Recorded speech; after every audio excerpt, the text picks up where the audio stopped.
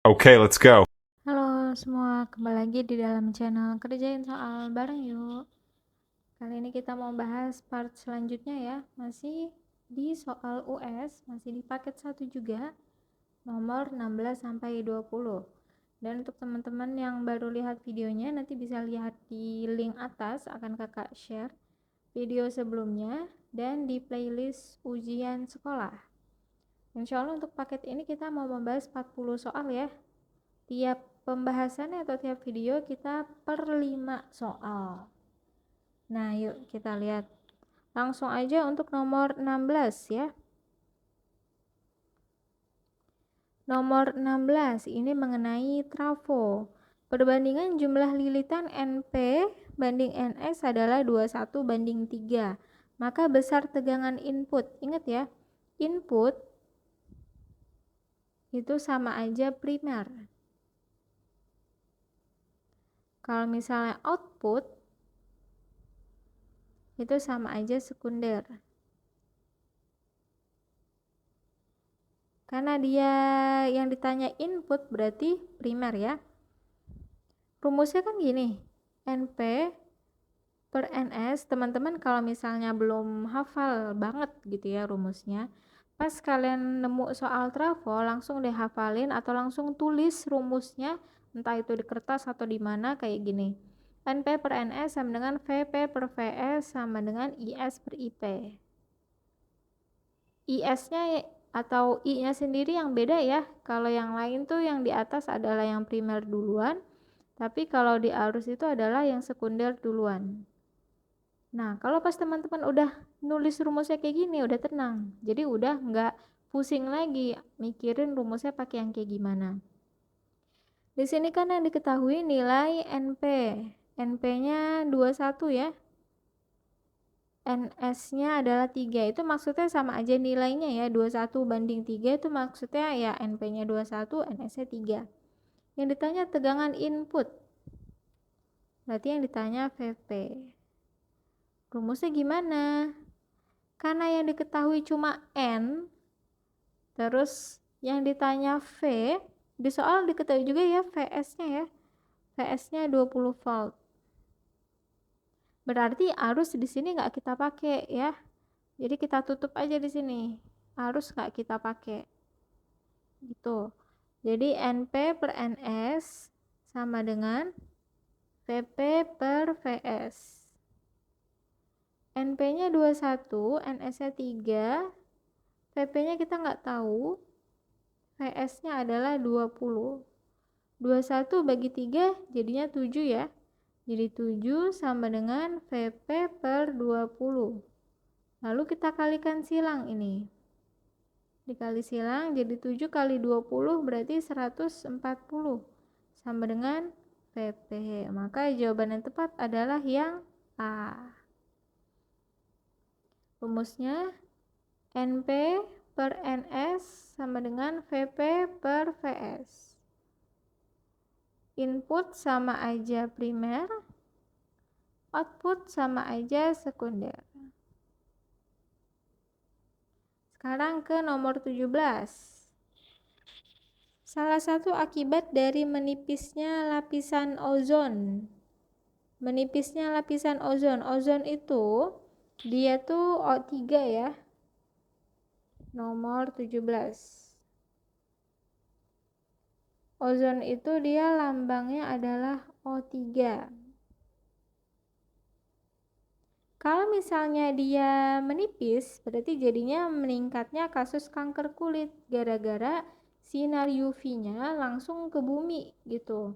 Biasanya kan kalau ozon itu kan bertugas untuk melindungi bumi kan.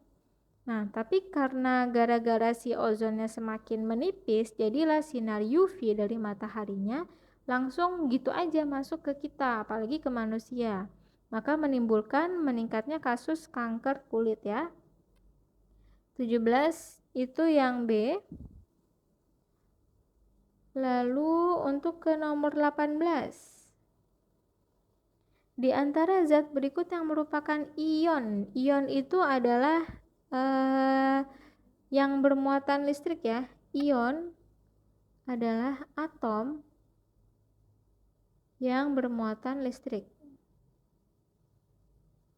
Kalau kalian biasa minum isotonik ya, minum minuman isotonik, itu kan biasanya ada di kandungannya ya Na+, terus ada K+ misalnya. Nah, yang plus itu atau yang min itu disebutnya ion.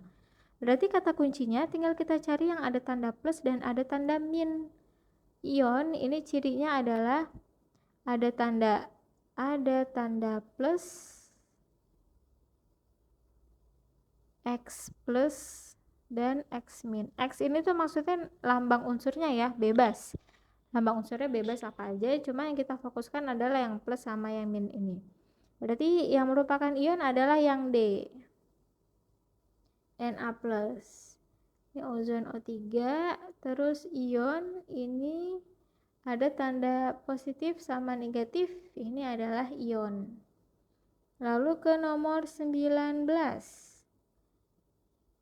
Diketahui sifat-sifat zat dari hasil pengamatan beberapa zat yang ditanya, termasuk sifat kimia.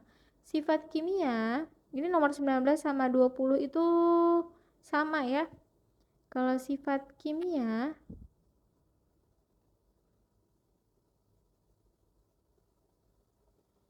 dia terbentuk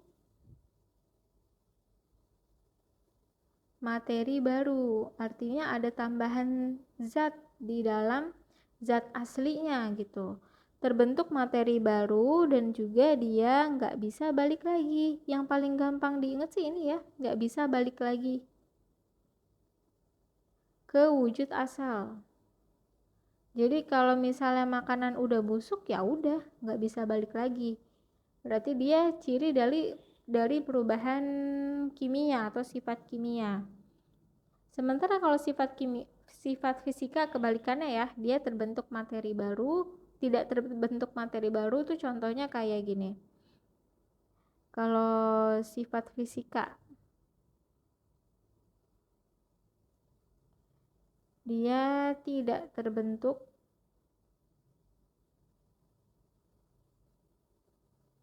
materi baru, terus juga dia bisa balik ke bentuk asal, bisa balik lagi aja ya kakak tulisnya. Dan biasanya tuh dia yang sifat fisika tuh kayak mencair, perubahan wujud benda ya, mencair, menguap, dan teman-temannya. Jadi kalau teman-teman menemukan soal, oh dia ngomongin mencair, menguap, membeku, ditanya perubahan apa, berarti itu perubahan fisika. Maka nomor 19 yang termasuk sifat kimia.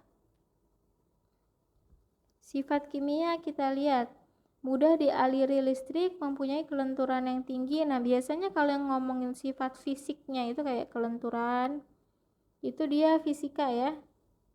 Mudah dialiri listrik, nah ini juga termasuk fisika. Mudah berkarat, nah berkarat ini kan dia nggak bisa balik lagi ke bentuk awal kan, berarti ini kimia. Mudah membusuk juga nggak bisa balik lagi, maka nomor 19 jawabannya adalah yang D, 3 dan 4.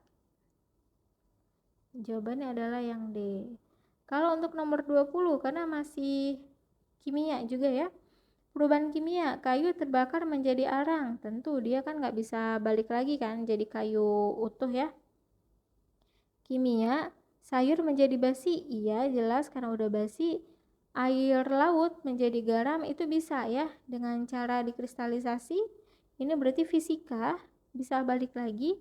Besi berkarat nggak bisa, berarti jawaban yang tepat adalah 1, 2, 4. Maka jawabannya adalah yang B. Ini sifat kimia, yang ini sifat fisika. Yang paling gampang tadi yang ini ya, kalau kimia nggak bisa balik lagi ke wujud asal. Kalau fisika bisa balik lagi. Oke, inilah pembahasan untuk nomor 16 sampai 20. Sampai bertemu di part berikutnya, berarti kita bahas nomor 21 sampai 25. Oke, sampai sini mohon dukungannya untuk like, share, subscribe, dan jangan lupa ajarkan ke temannya kalau sudah paham. Terima kasih. Assalamualaikum.